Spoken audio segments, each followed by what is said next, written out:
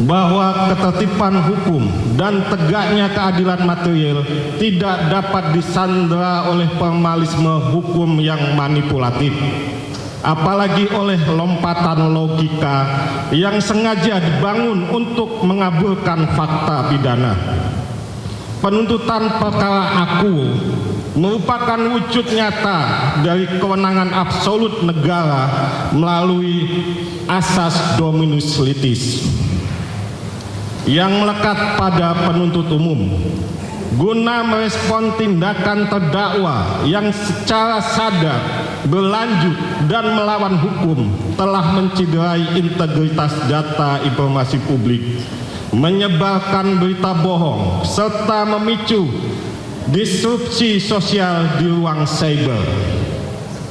Bahwa setelah meneliti secara seksama dan mendalam nota perlawanan eksepsi yang diajukan oleh tim pembela Dr. Tifa tertanggal 9 Juli 2026, penuntut umum menemukan bahwa seluruh keberatan yang dibangun mengenai kompetensi relatif Pengadilan Negeri Jakarta Timur, gugurnya hak menuntut akibat splising perkara, hingga klaim kaburnya surat dakwaan obscure libel hanyalah sebuah upaya defensif yang keliru dalam menafsirkan hukum positif. Tim advokat kuasa hukum terdakwa secara sengaja mengeneralisasikan seluruh konstruksi surat dakwaan sebagai delik aduan.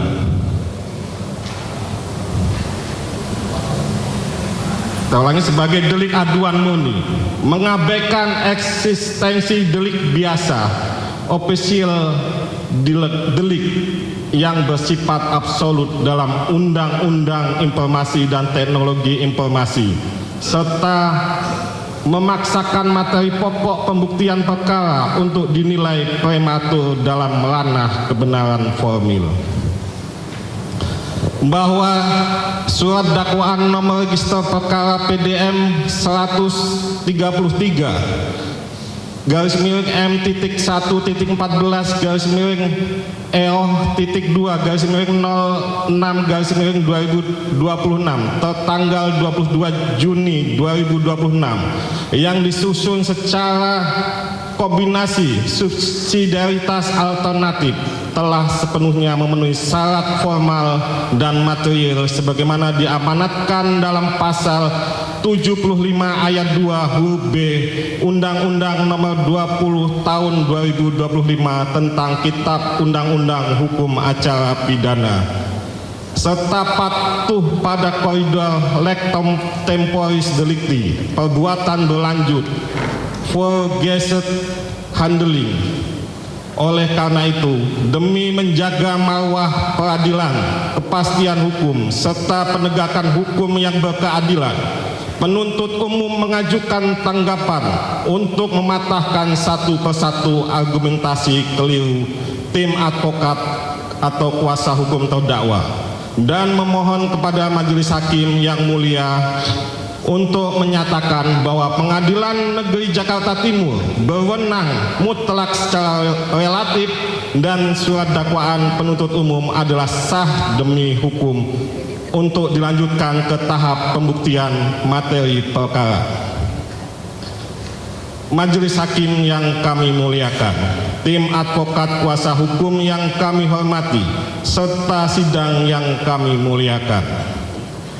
Penuntut umum sependapat dengan tim advokat kuasa hukum terdakwa bahwa pasal 206 ayat 1 Undang-Undang Nomor 20 Tahun 2005 memberikan hak statuter kepada terdakwa atau advokatnya untuk mengajukan perlawanan atau keberatan.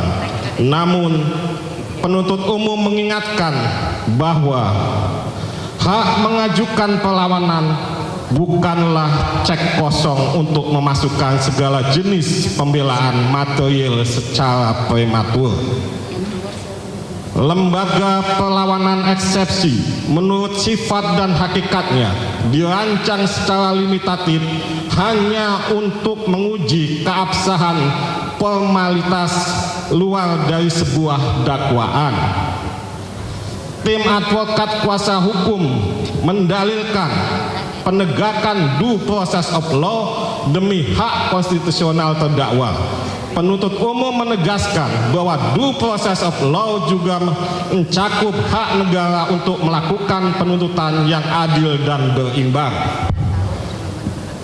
Keseimbangan tersebut akan terganggu jika fase eksepsi dipaksakan untuk memutus perkara sebelum dilakukannya pemeriksaan alat bukti. Bahwa penerapan pasal 206 ayat 1 Undang-Undang Nomor 20 Tahun 2025 oleh penasihat hukum terdakwa adalah sah secara formal, namun secara substansial dasar-dasar keberatan yang diajukan tidak ditopang oleh argumentasi hukum yang kokoh. Surat dakwaan penuntut umum nomor register perkara PDM 133 dan seterusnya adalah dokumen hukum yang sah, valid dan memenuhi seluruh persyaratan undang-undang untuk dijadikan kompas pemeriksaan perkara. Bahwa setelah membaca, meneliti dan menganalisa nota perlawanan eksepsi dari tim pembela terdakwa Dr. Tifa tertanggal 9 Juli 2026, melalui kesempatan ini kami selaku penuntut umum menyampaikan apresiasi atas nota perlawanan eksepsi yang diajukan oleh tim advokat kuasa hukum terdakwa Dr. Tifauzia Tiasuma. Membela hak terdakwa merupakan esensi dari due process of law. Namun, setelah menelaah secara seksama seluruh dalil keberatan tersebut, kami menemukan adanya lompatan logika hukum, logical fallacy, mencampur adukan antara syarat formal surat dakwaan dengan materi pokok perkara pembuktian serta penafsiran keliru terhadap rezim hukum pidana transisional dan hukum cyber. Izin dilanjutkan, Mas Riki. Izin melanjutkan yang mulia. A. Tanggapan atas kompetensi relatif Pengadilan Negeri Jakarta Timur. Pengadilan Negeri Jakarta Timur berwenang secara sah dan mengikat berdasarkan hukum positif. Menanggapi nota perlawanan tim advokat terdakwa Dr. Tifauzia Tiasuma pada halaman 6-8 yang mendalilkan adanya kekacauan penentuan lokus delikti dan lompatan logika yang fatal karena surat dakwaan menguraikan lokasi fisik di Jakarta Pusat, mengutip dasar domisili saksi di Jakarta Selatan, namun melimpahkan perkara ke Jakarta Timur. Bahwa tim advokat terdakwa mendalilkan bahwa Pengadilan Negeri Jakarta Timur tidak berwenang mengadili perkara akuo dengan alasan lokus delikti berada di Jakarta Pusat atau Jakarta Selatan. Penunjukan Pengadilan Negeri Jakarta Timur berdasarkan SK KMA cacat hukum karena hanya menyebutkan nama Dr. KRMT Roy Suryono atau di Projo DKK, sehingga diklaim melanggar asas delegatus non potes delegare dan asas spesialistik. Penuntut umum menyampaikan bantahan sebagai berikut.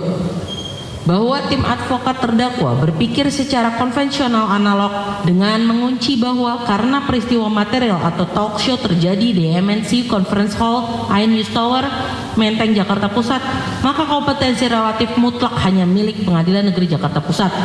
Dalam hal pidana modern, khususnya yang berkaitan dengan informasi dan transaksi elektronik atau UU ITE, serta penyebaran konten digital yang diatur dalam Undang-Undang Nomor 1 Tahun 2023, penentuan lokus delikti tunduk pada perluasan doktrin hukum peradilan. A. Teori alat atau instrumen teori, tempat di mana alat cyber atau sistem elektronik itu digunakan untuk mengunggah atau mentransmisikan konten. B. Teori akibat, tempat di mana transmisi elektronik tersebut diakses, diunduh atau didownload dan menimbulkan akibat material berupa keonaran atau kerugian bagi korban atau publik. Pencantuman News Tower Jakarta Pusat dalam surat dakwaan kedua primer adalah bentuk kecermatan penuntut umum dalam memaparkan actus reus fisik awal atau tempat produksi konten. Namun karena dampak digital dari unggahan terdakwa bersifat ubiquitas atau terjadi di mana saja di seluruh ruang digital secara simultan, maka yurisdiksi relatif tidak berhenti hanya di wilayah Jakarta Pusat. bahwa tim advokat menuduh penuntut umum melakukan kesimpulan sepihak saat mengutip pasal 165 ayat 2 Undang-Undang Republik Indonesia nomor 20 tahun 2025 tentang Kitab Undang-Undang Hukum Acara Pidana, atau pasal 84 ayat 2 mengenai kediaman sebagian besar saksi untuk menunjuk Pengadilan Negeri Jakarta Selatan.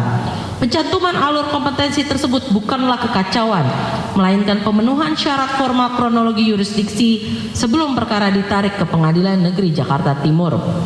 Bahwa penuntut umum sengaja menguraikan elemen Jakarta Selatan dalam surat dakwaan untuk menegaskan prinsip efisiensi peradilan, yaitu membuktikan secara limitatif bahwa tempat tinggal terdakwa ditemukan dan kediaman sebagian besar saksi yang akan hadir memang lebih dekat dan relevan diakses dalam radius wilayah hukum DKI Jakarta, bukan di luar provinsi. Ini adalah prasyarat administratif yang wajib dilewati sebelum melangkah ke ketentuan pasal 166 Undang-Undang Nomor 20 Tahun 2025. Bahwa argumentasi tim advokat menunjukkan ketidakpahaman mendasar mengenai doktrin koneksitas perkara, asas dominus litis dan perluasan kewenangan absolut Ketua Mahkamah Agung dalam ranah hukum acara pidana. Bahwa penunjukan Pengadilan Negeri Jakarta Timur bersandar penuh pada pasal 166 Undang-Undang Republik Indonesia nomor 20 tahun 2025 atau pasal 85 Undang-Undang nomor 8 tahun 1981 yang memberikan mandat mutlak kepada Ketua Mahkamah Agung Republik Indonesia untuk mengalihkan yurisdiksi relatif suatu pengadilan negeri ke pengadilan negeri lainnya demi alasan keamanan, ketertiban umum, atau efisiensi peradilan. Bahwa tim advokat terdakwa membangun argumentasi eksepsinya di atas sebuah premis tunggal yang keliru dan manipulatif dengan menyatakan bahwa SK KMA nomor 114/KMA/SK.HK2.2 2026 cacat hukum karena hanya menyebutkan nama Dr. KRMT Roy Suryono di Projo DKK tanpa menyebutkan nama terdakwa Dr. Tifauzia Tiasuma secara spesifik. Penuntut umum meminta majelis hakim yang mulia untuk memeriksa secara langsung dokumen otentik SK KMA tersebut, di mana kebenaran material dan formal dari dokumen tersebut secara nyata mematahkan kebohongan eksepsi terdakwa. Meskipun pada bagian judul atau kepala SK KMA menggunakan singkatan DKK demi penyederhanaan administrasi, namun pada bagian diktum memutuskan menetapkan pertama dan kedua Ketua Mahkamah Agung Republik Indonesia secara terang benderang tertulis dan legal mencantumkan: pertama, menunjuk Pengadilan Negeri Jakarta Timur untuk memeriksa dan memutus perkara pidana atas nama terdakwa Dr. KRMT Roy Suryono di Projo dan Dr. Tifauzia Tiasuma.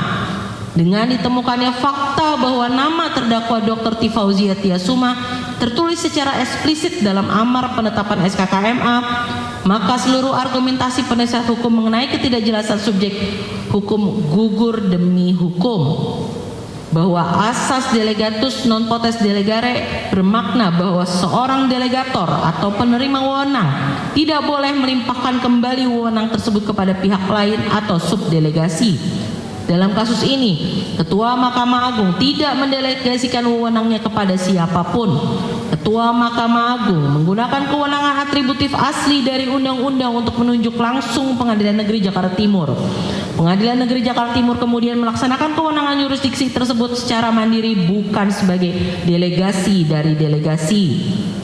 Bahwa berdasarkan pasal 1 angka 22 junto pasal 11 dan pasal 12 Undang-Undang Nomor 30 tahun 2014 tentang administrasi pemerintahan mengatur secara rigid pemisahan antara sumber wewenang atribusi, delegasi, dan mandat sebagaimana pasal 11 ayat 1 Undang-Undang Nomor 30 tahun 2014 mengatur mengenai kewenangan atribusi diberikan kepada badan dan atau pejabat pemerintah oleh Undang-Undang Dasar Negara Republik Indonesia tahun 1945 atau undang-undang. Karena Ketua Mahkamah Agung memperoleh wewenang menunjuk Pengadilan Negeri Jakarta Timur langsung dari undang-undang, maka tindakan Ketua Mahkamah Agung adalah tindakan atributif. Doktrin delegatus non potest delegare atau penerima delegasi tidak boleh mendelegasikan lagi demi hukum tidak dapat diterapkan karena Ketua Mahkamah Agung bertindak sebagai pemberi kuasa pertama berdasarkan mandat undang-undang, bukan sebagai pihak yang menerima delegasi kekuasaan. Bahwa asas spesialitas atau spesialitas mensyaratkan bahwa suatu tindakan hukum atau keputusan administrasi harus merujuk pada objek dan urusan yang spesifik. SKKMA nomor 114 tahun 2026 telah memenuhi unsur ini secara sempurna karena secara limitatif menyebutkan nomor klaster perkara, peristiwa hukum penyebaran materi elektronik yang dimaksud, serta mengunci subjek hukum utamanya. Penyebutan DKK mempertegas spesifikasi bahwa seluruh orang yang terlibat dalam berkas perkara berlanjut atau berkaitan tersebut ditarik ke Pengadilan Negeri Jakarta Timur. Pasal 52 dan Pasal 56 Undang-Undang Nomor 30 Tahun 2014 tentang Administrasi Pemerintahan menetapkan syarat syahnya sebuah keputusan badan atau pejabat pemerintahan, yaitu wajib memenuhi syarat kewenangan, syarat prosedur, syarat substansi. Syarat substansi terpenuhi apabila objek keputusan tersebut sudah jelas, pasti, dan dapat ditentukan. Asas spesialis state ini menghendaki agar setiap ketetapan tata usaha negara memiliki spesifikasi urusan yang jelas dan tidak mengambang. SKKMA Aquo telah memenuhi asas ini secara paripurna karena keputusan tersebut secara limitatif mengunci surat permohonan dari 3 instansi dalam kurung Kepala Kejaksaan Negeri Jakarta Selatan, Kepala Kepolisian Resort Metro Jakarta Selatan, dan Ketua Pengadilan Negeri Jakarta Selatan. Menjelaskan klaster perkara cyber yang dimaksud dan menyebutkan nama kedua terdakwa secara lengkap. Tidak ada ruang ambiguitas sedikit pun yang dapat merugikan hak pembelaan terdakwa. Dengan demikian, dalil nota perlawanan dari tim advokat terdakwa mengenai kompetensi relatif adalah argumen yang lahir dari ketidakcermatan membaca dokumen negara, cacat logika, dan mengada-ada. Surat keputusan Ketua Mahkamah Agung Republik Indonesia nomor 144 tahun 2026 adalah sah dan berlaku mengikat bagi terdakwa. Oleh karena itu, Pengadilan Negeri Jakarta Timur secara hukum berwenang mutlak untuk memeriksa, mengadili, dan memutus perkara terdakwa Dr. T. Fauzia Tiasuma. Keberatan terdakwa harus ditolak seluruhnya. B. Tanggapan atas dakwaan tidak dapat diterima karena pencabutan pengaduan SP3 terlapor lain atau hak menuntut negara tidak gugur atas asas ondel barhei van Klah tidak dapat diaplikasikan pada delik biasa.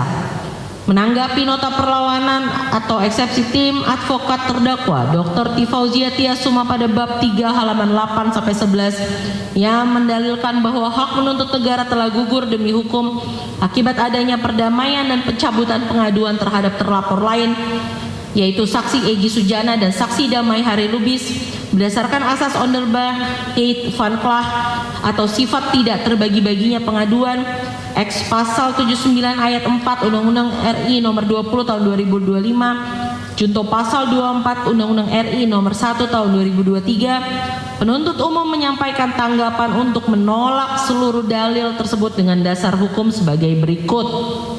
Tanggapan yuridis penuntut umum bahwa tim advokat atau kuasa hukum terdakwa membangun silogisme keliru dengan menyatakan bahwa karena kasus ini bermula dari satu laporan polisi yang sama atau satu kesatuan aduan oleh saksi IR Haji Joko Widodo, maka berdasarkan asas ondel barhei van Klah atau sifat tidak terbagi-baginya pengaduan, X pasal 24 Undang-Undang 1 tahun 2023, pencabutan laporan terhadap saksi Egy Sujana, saksi Damai Hari Lubis otomatis menggugur hak penuntut terdakwa Dr. T. Fauzia Tiasuma. Akan dilanjutkan yang mulia. Mohon izin melanjutkan majelis. Bahwa argumentasi ini mengandung cacat konseptual yang fatal karena mencoba menggeneralisasi seluruh isi surat dakwaan sebagai delik aduan absolut. Bahwa berdasarkan surat dakwaan penuntut umum menggunakan struktur surat dakwaan kombinasi yaitu sebagai berikut. A. Delik biasa pasal 32 Undang-Undang Informasi dan Transaksi Elektronik atau ITE, pasal 35 Undang-Undang Informasi dan Transaksi Elektronik atau ITE, dan pasal 126 Undang-Undang Nomor 1 Tahun 2023 tentang KUHP yang tidak dapat digugurkan oleh pencabutan laporan oleh pihak manapun. Sifat hukum atas pencabutan aduan tidak berdampak dan negara tetap wajib melakukan penuntutan demi ketertiban hukum umum. B. Delik aduan pasal 433 dan pasal 434 KUHP nasional yang dapat digugurkan jika pencabutan memenuhi syarat subjektif objektif penuh. Gugur bagi pasal aduan spesifik jika ada penyelesaian restoratif yang sah. bahwa karakteristik delik biasa yaitu dakwaan pertama, ketiga, dan keempat yang diajukan oleh penuntut umum memuat klausul pelanggaran pasal 32 dan pasal 35 Undang-Undang Nomor 11 Tahun 2008 tentang informasi dan transaksi elektronik junto Undang-Undang Nomor 1 Tahun 2024 tentang perubahan kedua atas Undang-Undang Nomor 11 Tahun 2008 tentang informasi dan transaksi elektronik serta pasal 126 ayat 1 Undang-Undang Nomor 1 Tahun 2023 tentang KUHP nasional. Pasal-pasal tersebut adalah delik biasa yang menempatkan negara melalui penuntut umum sebagai representasi kepentingan publik untuk melanjutkan penuntutan tanpa bergantung pada kehendak pelapor. Bahwa asas Ondelbarheid hanya berlaku untuk delik aduan absolut. Sifat tidak dapat dibagi-baginya pengaduan hanya bekerja pada ranah delik aduan murni. Bahwa tindakan siber yang didakwakan kepada terdakwa didasarkan pada 5 unggahan spesifik dari akun media sosial milik terdakwa sendiri. Meskipun kasus ini bermula dari 1 nomor laporan polisi yang sama untuk 8 orang terlapor, secara teknis digital tindakan pengunggahan atau uploading konten oleh terdakwa adalah perbuatan material yang berdiri sendiri atau mandiri dan menghasilkan footprint digital yang terpisah dari 23 unggahan milik terdakwa KRMT Roy Suryo Noto Budi Projo dalam perkara lain, saksi Egy Sujana, saksi Rismon Sianipar atau saksi Damai Hari Lubis. Bahwa pencabutan laporan terhadap saksi Egy Sujana DKK dalam mekanisme restoratif justice bersifat subjektif individual dan tidak otomatis menghapus sifat melawan hukum dari tindakan siber yang berdiri sendiri yang dilakukan oleh terdakwa Tifauzia Tiasuma. Bahwa tim advokat terdakwa mencoba menggiring opini bahwa ini adalah sengketa kehormatan pribadi atau delik aduan. Padahal, pasal-pasal utama yang didakwakan memiliki objek hukum yang jauh berbeda, yaitu delik aduan melindungi kehormatan atau nama baik individu, kemudian pasal 32 dan pasal 35 Undang-Undang Nomor 11 Tahun 2008 tentang informasi dan transaksi elektronik melindungi integritas sistem, data digital, dan kepastian otentisitas dokumen di ruang publik atau data and system integrity. Kemudian, pasal keonaran melindungi keterlibatan umum masyarakat atau public order. Karena terdakwa didakwa memanipulasi data elektronik dan menyebarkan konten yang berdampak luas pada ketertiban publik, perbuatan tersebut sudah bergeser dari sekedar menyerang nama baik pribadi menjadi kejahatan terhadap publik. Oleh karena itu, perdamaian antara pelapor dengan terlapor lain tidak bisa menghapus tindak pidana publik yang diduga dilakukan oleh terdakwa. Bahwa tim advokat terdakwa perlu mencermati lebih lanjut pasal 79 ayat 4 Undang-Undang Nomor 20 Tahun 2025 tentang KUHP yang secara eksplisit berbunyi, pencabutan laporan atau pengaduan sebagaimana dimaksud pada ayat 2 hanya dapat dilakukan setelah pelaku memenuhi seluruh kesepakatan. Kata pelaku di sini bermakna kata ganti orang yang bersifat tunggal dan spesifik mengacu pada subjek hukum yang melakukan upaya pemulihan. Keadilan restoratif bukanlah peranata hukum untuk memutihkan suatu laporan polisi secara kolektif, melainkan insentif hukum yang diberikan secara individual atas itikat baik subjek hukum tertentu. Karena terdakwa Tifauzia Tiasuma tidak pernah melakukan perdamaian dan memenuhi kesepakatan pemulihan dengan korban, maka terdakwa tidak berhak menuntut persamaan perlakuan hukum atas SP3 milik orang lain. Bahwa tim advokat menuduh penuntut umum melakukan rekayasa kualifikasi dan melanggar batas objek laporan dengan merujuk pada putusan Mahkamah Agung nomor 176K/2021. Argumen ini tidak berdasar hukum karena jurisprudensi putusan Mahkamah Agung nomor 176K/2021 berlaku untuk perkara yang murni bersumber dari delik aduan pencemaran nama baik konvensional yang kemudian dipaksakan menjadi delik biasa tanpa adanya perbuatan material siber yang baru. Bahwa putusan Mahkamah Konstitusi nomor 105/PUU/12 Romawi/2024 menguji batasan frasa orang lain pada pasal 27A Undang-Undang ITE atau penghinaan. Sementara itu terdakwa dijerat dengan pasal 35 Undang-Undang Nomor 11 Tahun 2008 tentang informasi dan transaksi elektronik atau manipulasi data elektronik seolah-olah otentik. Rasio desidendi dari pasal 35 bukanlah melindungi nama baik, melainkan melindungi integritas data publik dan keamanan cyber atau data and system integrity. Ketika ijazah publik seorang pejabat negara dimanipulasi di ruang cyber, perbuatan tersebut secara otomatis bergeser dari sengketa privat menjadi delik cyber murni yang bersifat publik. bahwa perkara yang sama harus diputus sama apabila subjek hukumnya berada dalam posisi dan tindakan prosedur yang sama. Saksi Egy Sujana DKK berada dalam status perkara dihentikan karena mereka menggunakan hak proseduralnya untuk berdamai lewat restoratif justice. Terdakwa T. Fauzia Tiasuma secara sadar menolak atau tidak menempuh jalur tersebut, menyamakan perlakuan hukum antara subjek yang kooperatif atau berdamai dengan subjek hukum yang tidak berdamai justru merupakan bentuk ketidakadilan yang nyata. Bahwa berdasarkan seluruh uraian di atas, argumentasi tim advokat terdakwa mengenai gugurnya hak menuntut akibat pencabutan laporan pihak lain adalah argumentasi yang cacat doktrin, keliru menafsirkan aturan hukum transisional, dan tidak berdasar hukum. Pencabutan aduan pada delik aduan absolut tidak dapat mematikan penuntutan atas delik biasa, yaitu pasal 32, 35 Undang-Undang ITE dan pasal 126 Undang-Undang Nomor 1 Tahun 2023 tentang KUHP yang melekat pada surat dakwaan. Dengan demikian, penuntut umum memohon kepada Majelis Hakim yang mulia untuk menolak seluruh keberatan tim advokat terdakwa pada bab 3 ini dan menyatakan surat dakwaan penuntut umum tetap sah, kuat, serta dapat diterima untuk dilanjutkan ke tahap pembuktian. Mohon izin dilanjutkan rekan saya, Majelis. Izin melanjutkan yang mulia. Tanggapan atas legalitas dan validitas temporal surat dakwaan tidak kabur, non-obscurable dan patuh pada lex temporis delicti. Menanggapi nota perlawanan tim advokat terdakwa pada bab 4 dan bab 5 yang mendalilkan bahwa surat dakwaan penuntut umum batal demi hukum karena kabur dan tidak jelas dengan alasan pelanggaran asas legalitas, kekaburan tempus delicti, serta ketidakjelasan anatomi cyber terkait locus delicti. Penuntut umum menyampaikan tanggapan sebagai berikut. Bahwa tim advokat terdakwa mendalilkan terjadi pelanggaran absolut terhadap asas legalitas non-retroaktif pasal 1 ayat 1 Undang-Undang Nomor 1 Tahun 2023 tentang KUHP karena tempus delicti berada pada kurun waktu Maret hingga Mei 2025. Sedangkan Undang-Undang Nomor 1 Tahun 2023 dan Undang-Undang Nomor 1 Tahun 2026 baru efektif pada tanggal 2 Januari 2026. Argumentasi tim advokat tersebut keliru secara teoritis dan dogmatis karena gagal memahami sifat dari delik berlanjut dan delik permanen digital.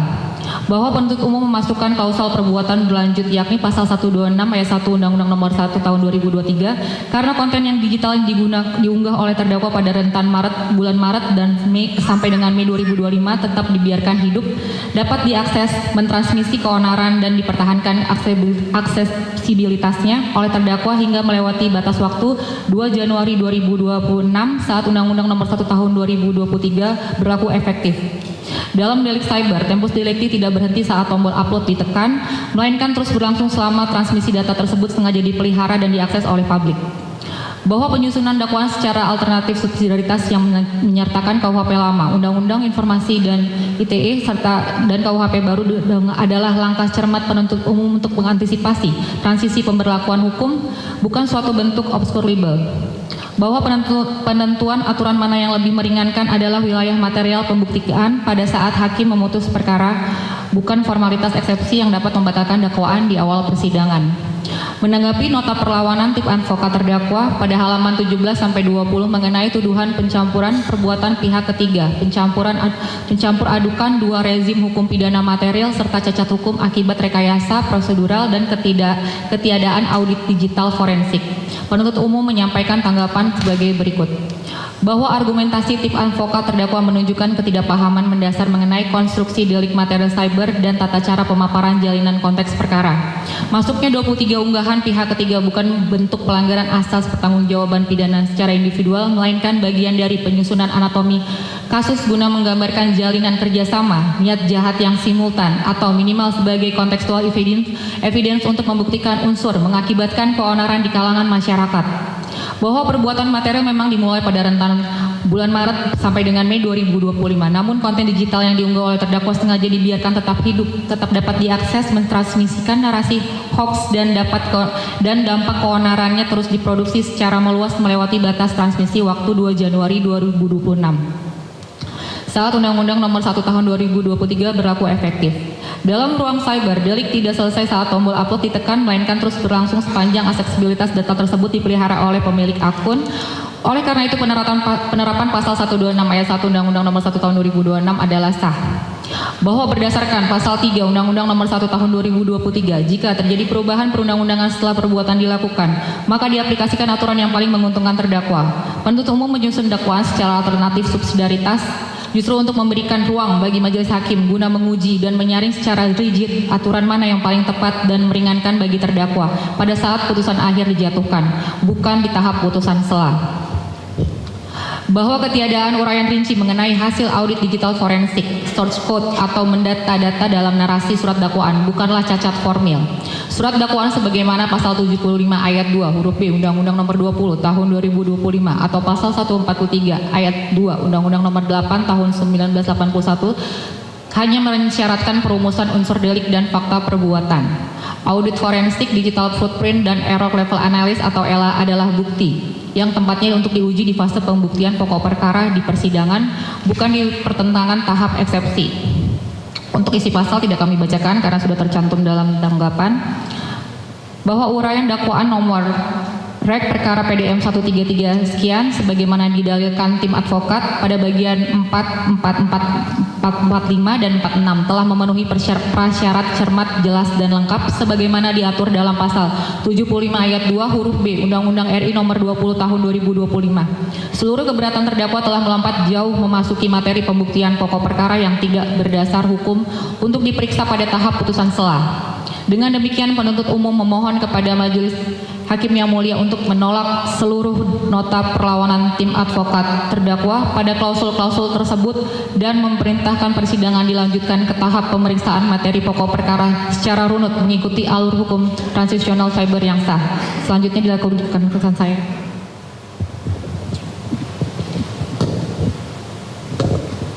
Mohon izin melanjutkan, Majelis Hakim. D. Tanggapan atas dalil error in objecto dan ketiadaan legal standing atau tafsir keliru atas karakteristik hukum cyber. Menanggapi nota perlawanan atau eksepsi tim penasihat hukum terdakwa Dr. T. Fauzia Tiasuma pada halaman 21-23 yang mendalilkan adanya error in objecto dan ketiadaan legal standing pelapor atau saksi Insinyur Haji Joko Widodo dalam penerapan pasal 32 ayat 1 Undang-Undang Nomor 11 Tahun 2008 tentang Informasi dan Teknologi Transaksi Elektronik atau ITE dengan argumen bahwa pemilik sah data elektronik tersebut adalah saksi Dian Sandi. Penuntut umum menyampaikan tanggapan berdasarkan doktrin hukum cyber serta peraturan perundang-undangan yang berlaku sebagai berikut. Tanggapan yuridis penuntut umum bahwa eksepsi tim advokat terdakwa terjebak dalam penalaran sempit yang menyamakan hak kepemilikan formal sebuah akun dengan hak perlindungan data substantif.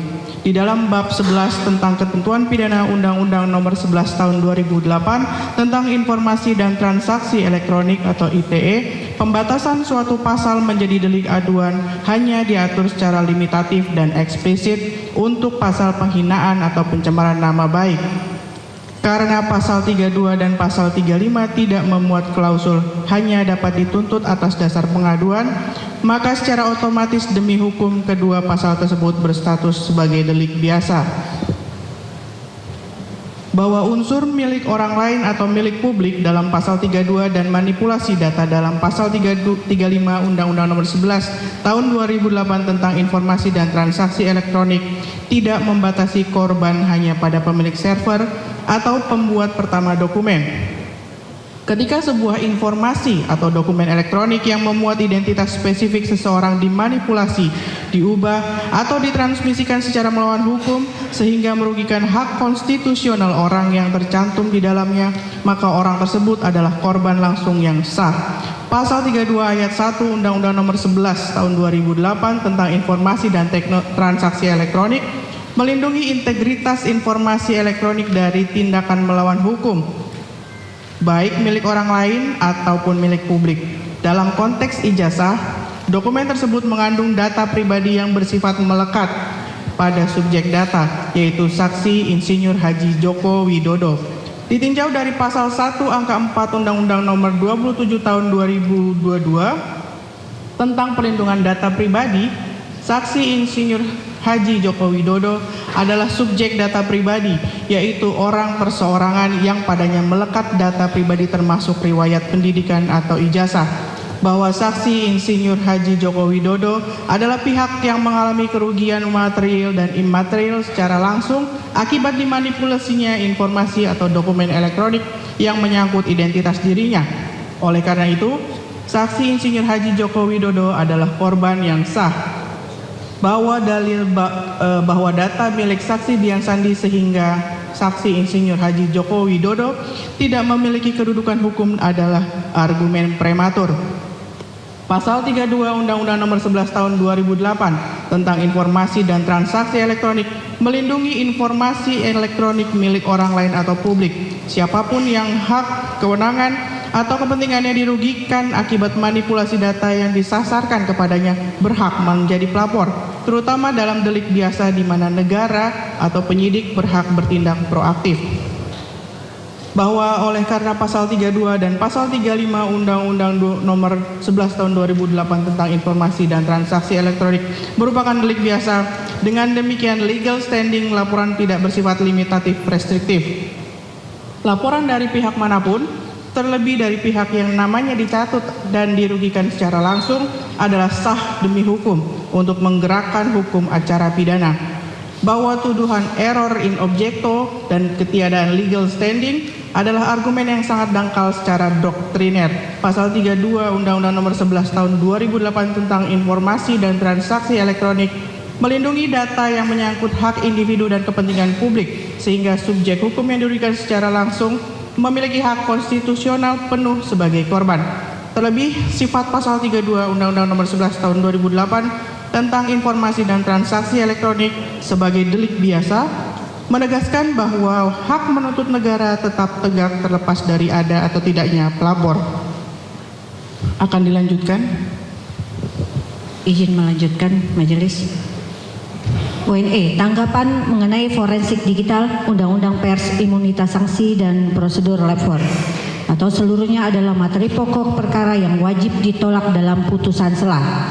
Menanggapi nota pembelaan terdakwa pada halaman 23 sampai dengan 33 yang mendalilkan bahwa surat dakwaan tidak sah karena bertentangan dengan kebebasan pers, kebebasan berpendapat, melanggar undang-undang keterbukaan informasi publik, mengabaikan imunitas saksi serta mengandung cacat formil pada prosedur laboratorium forensik, penuntut umum menyampaikan tanggapan sebagai berikut. Tanggapan yuridis penuntut umum bahwa terdakwa tidak memiliki legalitas sebagai entitas pers yang terdaftar dan tunduk pada Undang-Undang Nomor 40 Tahun 1999 tentang pers, akun media sosial pribadi atau tayangan broadcast takso independen tanpa badan hukum pers dan tanpa proses redaksional yang mengikat pada kode etik jurnalistis adalah masuk dalam kualifikasi platform transmisi elektronik biasa yang tunduk pada Undang-Undang Informasi dan Teknologi Informasi, bukan lex spesialis Undang-Undang Pers. Bahwa pasal 9 ayat 2 Undang-Undang Nomor 40 Tahun 1999 tentang pers mengatur setiap perusahaan pers harus berbentuk badan hukum Indonesia.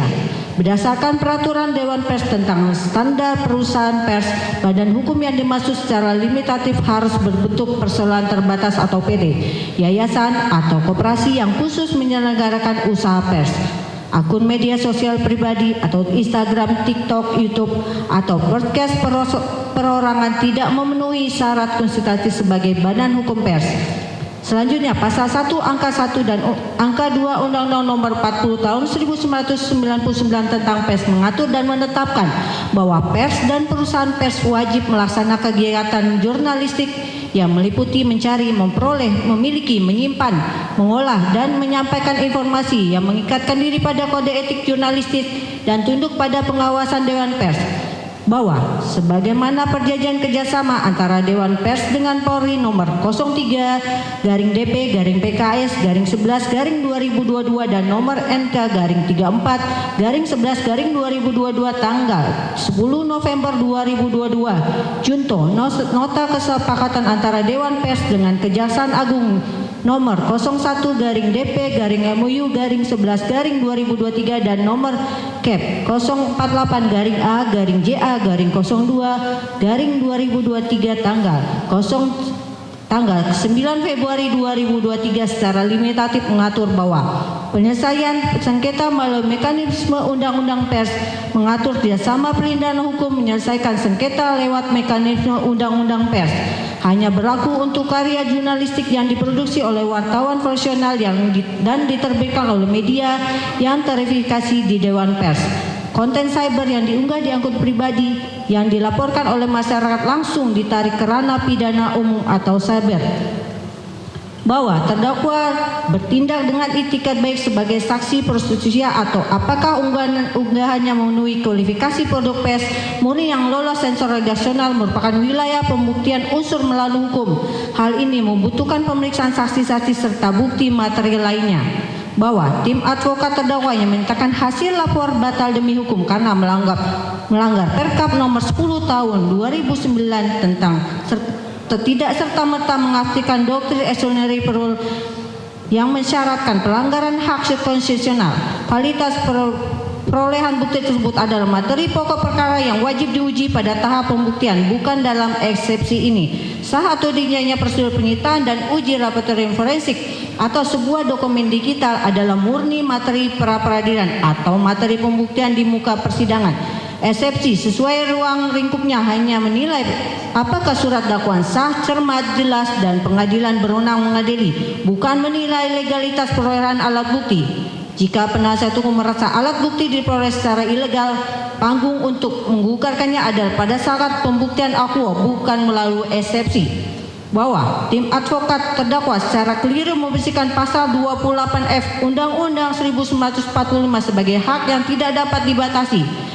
Di dalam tata negara Indonesia, kebebasan berekspresi dibatasi secara ketat oleh pasal 28J ayat 2 Undang-Undang Dasar 1945 demi menghormati hak orang lain dan memenuhi tuntutan yang adil sesuai dengan pertimbangan moral, nilai-nilai agama, keamanan, dan ketertiban umum. Kebebasan berpendapat tidak pernah memberikan legalitas bagi siapapun untuk melakukan manipulasi dokumen elektronik dan menyebarkan berita bohong yang memicu keonaran secara berkelanjutan. Bahwa tim advokat terdakwa keliru memakai forum sengketa undang-undang keterbukaan informasi publik jika masyarakat atau terdakwa merasa hak informasi atau ijazah tersebut dihambat oleh badan hukum dan izin. Badan publik dalam hal ini adalah Universitas Gadjah Mada dan KPU. Hukum telah menyediakan mekanismenya, yaitu melalui sengketa informasi di Komisi Informasi berdasarkan mekanisme Undang-Undang Nomor 14 Tahun 2008, bukan dengan cara melakukan penghakiman sepihak dan manipulasi data di media sosial. Bahwa kekebalan hukum pasal 10 Undang-Undang Nomor 31 Tahun 2014 hanya melekat pada keterangan yang diberikan secara resmi di dalam forum prostitusi dengan itikat baik. Dakwaan penuntut umum menyasar 28 unggahan media sosial di mana terdakwa memberikan hak klaim transmisi data dan opini sebelum atau di luar kapasitasnya saat diperiksa secara BAP. Publikasi media sosial pribadi tidak memiliki imunitas hukum. Pasal 10 ayat 1 Undang-Undang Nomor 31 Tahun 2014 tentang perubahan atas Undang-Undang Nomor 13 Tahun 2006 tentang perlindungan saksi dan korban mengatur saksi, korban, saksi pelaku dan atau pelapor tidak dapat dituntut secara hukum baik pidana maupun perdata atas kesaksian dan atau laporan yang akan sedang atau telah diberikan, kecuali kesaksian atau laporan tersebut diberikan tidak dengan itikat baik. Berdasarkan tentuan tersebut di atas, aktivitas menyebarkan opini, klaim, dan hasil analisis mandiri di platform media sosial pribadi bukanlah bentuk kesaksian atau laporan komparatif yang dimaksud oleh undang-undang. Platform digital pribadi adalah ranah publik cyber murni, bukan forum prostitusi. Pasal 1 angka 21 Undang-Undang Nomor 11 Tahun 2008 Junto Undang-Undang Nomor 1 Tahun 2024 menetapkan bahwa agen elektronik atau pengguna media sosial bertindak sebagai subjek hukum perorangan cyber yang memegang tanggung jawab hukum atas setiap dokumen elektronik yang ia buat dapat diakses oleh publik. Bahwa berdasarkan pasal 156 ayat 1 Undang-Undang Nomor 8 Tahun 1981 tentang hukum acara pidana junto pasal 206 ayat 1 Undang-Undang Nomor 20 Tahun 2005 Ruang lingkup keberatan eksepsi dibatasi secara limitatif hanya pada A. Pengadilan tidak berwenang. B. Dakwaan tidak dapat diterima. C. Surat dakwaan harus dibatalkan. Bahwa jurisprudensi tetap Mahkamah Agung RI keberatannya menyatakan bahwa terdakwa mempunyai hak imunitas alat bukti tidak sah atau perbuatan yang didakwakan bukan tidak pidana melainkan ranah hukum lain adalah keberatan yang sudah masuk ke dalam penilaian pembuktian material perkara. Keberatan tersebut tidak boleh diputus dalam putusan selah melainkan harus diperiksa bersama-sama dengan pokok perkara dalam sidang pembuktian. Bahwa sah atau tidaknya barang bukti terpenuhi atau tidaknya syarat formal Perkap nomor 10 tahun 2009 serta bernilai atau tidaknya tangkapan layar sebagai alat bukti elektronik hanya dapat dinilai setelah penuntut umum mengajukan ahli digital forensik di persidangan untuk diuji melalui mekanisme cross examination. Bahwa seluruh argumen tim advokat terdakwa pada bab 5 dan 6 mengenai ketidakpasahan penuntut adalah argumen pembelaan materi yang dipaksakan untuk masuk ke pintu eksepsi. Surat dakwaan penuntut umum tetap sah, kokoh, dan murni ditegakkan demi ketertiban umum serta kedaulatan data digital publik, bukan untuk kepentingan non-hukum. Dan dengan demikian, penuntut umum memohon kepada Majelis Hakim Pengadilan Negeri Jakarta Timur yang mulia untuk menolak seluruh keberatan tim advokat terdakwa pada klausul surat dakwaan tidak sah karena bukan untuk kepentingan penegakan hukum untuk seluruhnya dan memerintahkan agar sidang dilanjutkan dengan agenda pemeriksaan materi pokok perkara. Mohon izin dilanjutkan. Bagian 2 kesimpulan. Majelis Hakim yang kami muliakan, tim advokat dan juga terdakwa yang kami hormati serta sidang yang kami muliakan.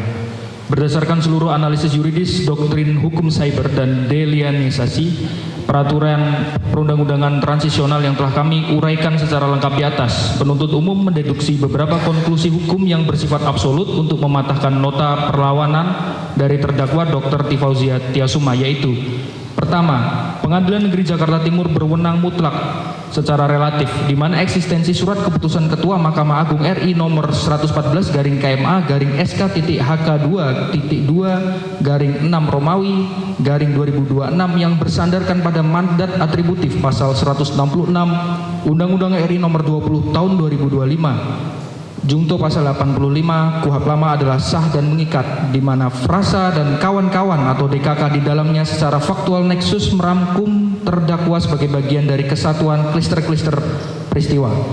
Dalil pelanggaran asas spesialitet dan delegatus non potest delegare merupakan sesat pikir konseptual karena Mahkamah Agung menggunakan kewenangan asli undang-undang demi efisiensi peradilan. 2. Mengenai hak menuntut negara yang tidak gugur. Pencabutan laporan terhadap terlapor lain yaitu saksi Egy Sujana dan kawan-kawan melalui mekanisme restoratif justice bersifat subjektif individual berdasarkan pasal 79 ayat 4 UU nomor 20 tahun 2025. Surat dakwaan penuntut umum yang menggunakan struktur kombinasi yang didominasi oleh delik biasa yaitu pasal 32 dan pasal 35 UU ITE serta pasal 126 UU nomor 1 tahun 2023 sehingga asas ondelbarheid van klah demi hukum lumpuh dan tidak dapat diaplikasikan. 3. Surat dakwaan sah, cermat, jelas, lengkap dan tidak obskur libel. Surat dakwaan telah memenuhi standarisasi rumusan pasal 75 ayat 2 huruf B UU nomor 20 tahun 2025 KUHP baru, jungto pasal 143 ayat 2 KUHP lama.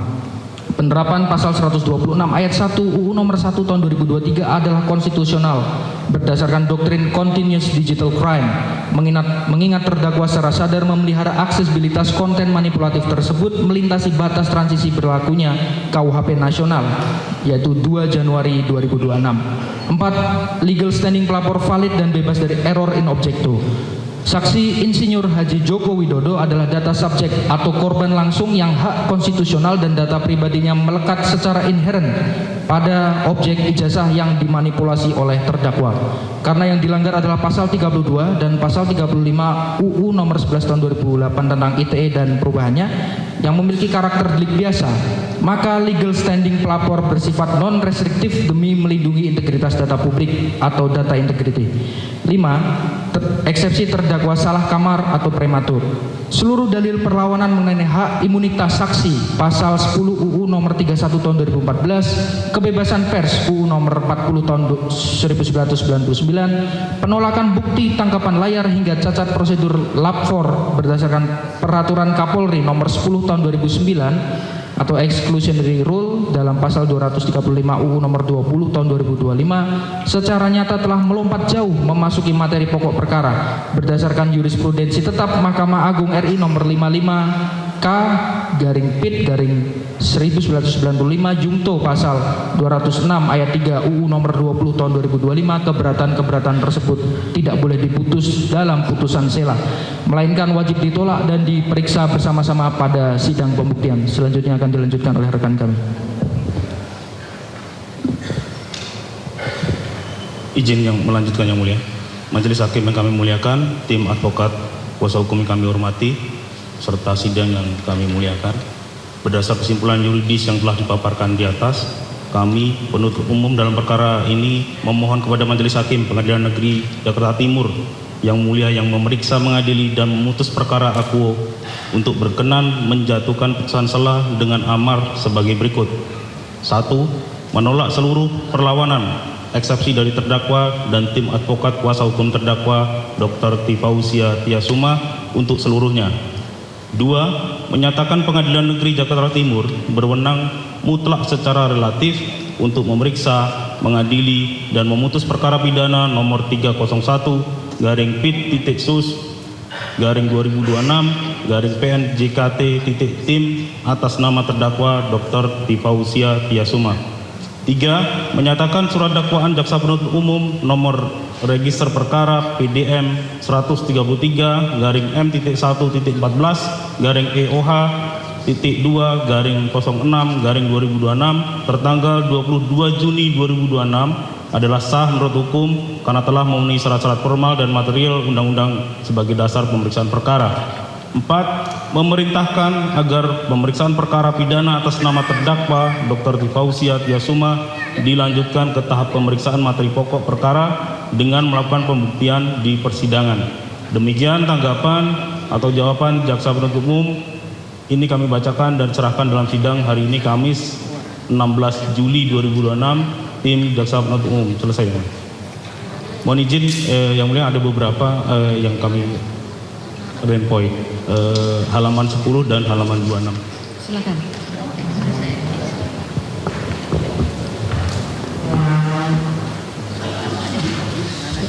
Untuk advokatnya, mari.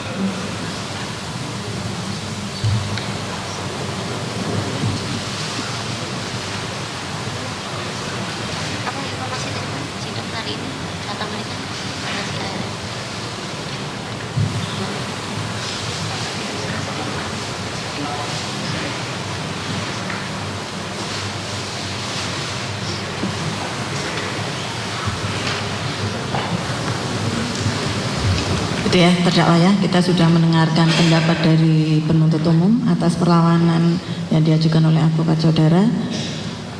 Giliran nanti majelis akan mengambil putusan gitu ya. Sebelumnya absen Pak karena advokat ini kan banyak ya Pak ya. Kemarin sudah kami periksa, tadi sudah dicek kembali.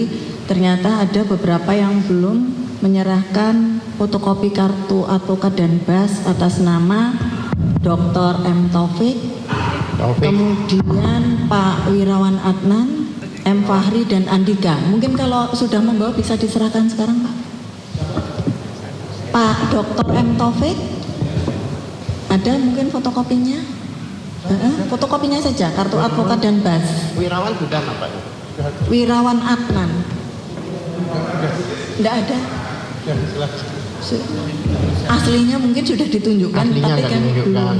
belum ditunjukkan fotokopi. Kalau aslinya sudah, jadi kami untuk minta kopinya untuk dokumen di berkas. Yang diperlukan fotokopinya. Fotokopinya, karena aslinya kan sudah tadi Pak Taufik tadi juga sudah. Mungkin ada Pak sekarang membawa. Iya, kartu advokat dengan berita acara, fotokopi kartu advokat.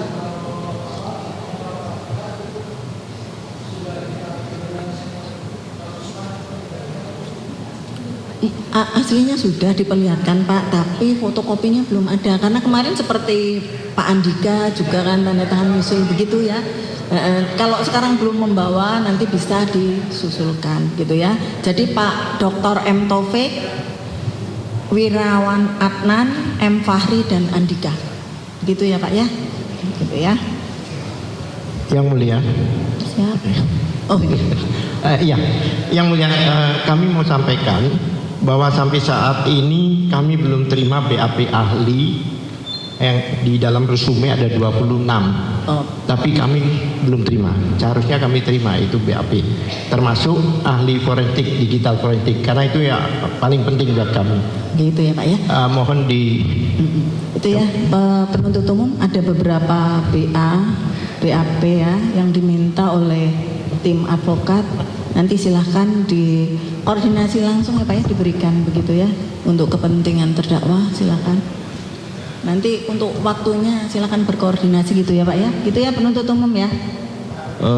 Izin majelis hakim, dalam kesempatan ini mungkin kami sampaikan juga bahwa untuk ahli nanti kami akan susulkan, kami sampaikan karena kami sedang akan memilah ahli siapa saja yang akan kita hadirkan di persidangan. Jadi nanti sebelum persidangan dimulai kami akan sampaikan itu mana yang akan kita hadirkan di persidangan. Terima kasih Mas. Yang mulia, keberatan yang mulia atas sikap dari saudara penuntut umum yang mulia. Kalau kita perhatikan, saya mau ajukan pertanyaan dulu saja sebelum kita lanjutkan. Daftar barang bukti itu dari kepolisian itu diserahkan kepada JPU ada 55. Saya mau minta tolong melalui majelis hakim tanyakan kepada saudara JPU, 55 ini sudah fix atau masih akan ada tambahan? Satu. Yang kedua, daftar saksi. Daftar saksi ini yang kami terima daftarnya ada 94 orang. Kami mohon juga ditanyakan, apa masih ada lagi setelah ini ya yang belum diserahkan kepada kami daftarnya. Yang ketiga adalah ahli. Kami minta kalau memang sudah disiapkan dari penyidik, serahkan seluruh daftar ahli itu kepada kami. Soal nanti pengajuannya beberapa orang atau semuanya itu urusan belakangan, teknis silahkan saudara penuntut umum. Tetapi tidak menyerahkan kepada kami itu suatu bentuk yang mencederai hak dari saudara terdakwa. Mohon diperhatikan yang mulia dan mohon ditanyakan yang mulia, saya tanyakan. Terima kasih. Siap ya. Begini ya penuntut umum dan tim advokat, untuk nanti kalaupun misalnya perkara ini dilanjutkan ada opening statement nanti untuk mengutarakan pembuktian yang akan disampaikan, tetapi sesuai dengan yang tadi yang diminta oleh tim advokat gitu ya, kan bagian dari berkas gitu ya, minta bagian dari berkas Pak. Nanti kalau penuntut umum akan mengajukan saksi atau ahli yang mana dipilah, nanti silahkan diutarakan seperti juga nanti dari terdakwa diutarakan ketika sampai kalau acara sampai ke pembuktian, sebelum pembuktian ada opening statementnya, begitu. Iya. Tapi untuk yang diminta silahkan. Iya, kalau berita acara itu wajib diberikan. Ya, makanya karena bagian kami dari ingin mempelajari berkas yang satu. Kedua, kami sudah diberi summary dan itu ada daftarnya. Apa haknya dibatasi harus memilah-milah itu? Itu pertanyaan kami. Itu. Yang sebentar belum selesai. Yang kedua, kami juga memberikan beberapa barang bukti. Kami lihat di daftar bukti itu barang bukti kami tidak ada. Itu. Jadi inilah yang menyebabkan kita bertanya berkali-kali. Memang kemarin itu kalau memang barang bukti yang sifatnya barang bukti kami dalam daftar, kami bukan minta barang buktinya ya, daftar dari barang bukti. Daftar, ya. Silakan diberikan daftar barang bukti dengan BAP tadi ya Pak ya. Kami yang ada barang bukti. Ahli dengan ahli ya Pak. Ahlinya ada BAP ahli. BAP ahli dan barang bukti. Daftar barang bukti dari kami. Yang kami. Karena saya sendiri yang menyerahkan pada waktu itu ke penyidik. Gitu ya. Mohon Itu ya, izin. penuntut umum. Mohon Tolong izin, diberikan Majelis Hakim. saja daftar barang bukti dengan BAP ahli yang diminta. Begitu ya, karena bagian dari berkas. Kemarin Iya. kan yang saksi sudah diberikan. Begitu ya, koordinasi untuk waktu pemberiannya. Begitu ya. Mohon Berikan izin saja, Majelis daftar. Hakim, mohon izin untuk diberikan kesempatan kepada kami untuk memberikan tanggapan juga, karena dari penasihat hukum kan sudah berbicara, kan tentunya kita juga harus memberikan tanggapan supaya Majelis Hakim nanti memberikan keputusan secara bijaksana. Majelis, ini kan bukan masalah majelis hakim. Biar menyampaikan dulu dari penuntut umum ya Pak ya. Silakan. Silakan. Ya, sesuai dengan pasal 153, kami ingin membacakan bahwa penyidik, penuntut umum atau petugas lembaga pemasyarakatan wajib memberikan salinan berita acara pemeriksaan kepada tersangka, terdakwa atau advokatnya untuk kepentingan pembelaannya dalam waktu paling lama 1 hari terhitung sejak penandatangan berita acara pemeriksaan. Hanya berita acara pemeriksaan Majelis Hakim. Dan tentunya kemarin sudah kami sampaikan juga bahwa untuk barang bukti kami berpedoman pada penetapan dari Majelis Hakim terkait dengan penetapan hari sidang. Bahwa di situ disebutkan bahwa penuntut umum diperintahkan untuk menghadirkan terdakwa, saksi-saksi dan barang bukti. Dan tentunya itu nanti pada saat waktunya di persidangan, pada saat pemeriksaan saksi, pemeriksaan terdakwa, atau pada saat pengajuan barang bukti. Jadi kalau barang bukti itu adalah milik kami, advokat. Istilahnya kalau kita mau berperang, itu kita punya senjata masing-masing. Jangan advokat meminta senjata kita untuk melawan kita. Itu tidak realistis itu. Terima kasih Majelis Hakim. Terima Majelis, kasih. saya lanjutkan. Kami tidak meminta barang bukti, daftar dari barang bukti. Mungkin salah dengar, jaksa. Apa saya yang salah bicara? Ini fakta ya. Kami minta daftar. Kalau memang tidak diberikan, kenapa sebagian daftarnya diberikan? Bahkan yang kami tanya, bukti dari kami itu nggak ada. Karena kami ada korespondensi dengan Mabes, apa itu kami sampaikan. Satu. Ya, cukup itu. ya Pak ya. Kalau tidak ada tanggapan, saya ada satu hal lagi Majelis. Selama ini terdakwa ini kan wajib lapor di kejaksaan.